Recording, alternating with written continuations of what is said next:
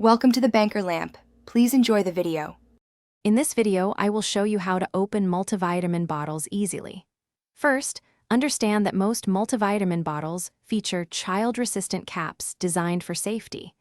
These caps often require a specific two-step action to open them correctly.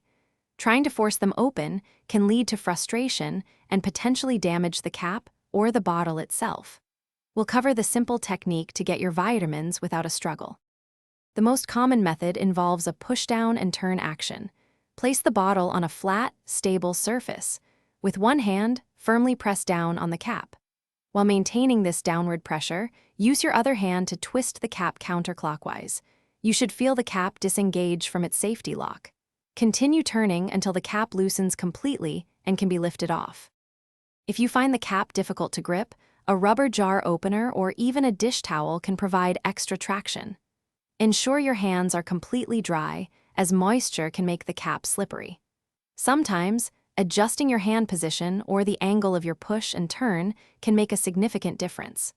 Practice makes perfect, and soon you'll open these bottles with ease every time. Occasionally, a cap might feel stuck. Try running the cap under warm water for about 30 seconds. This can help expand the plastic slightly.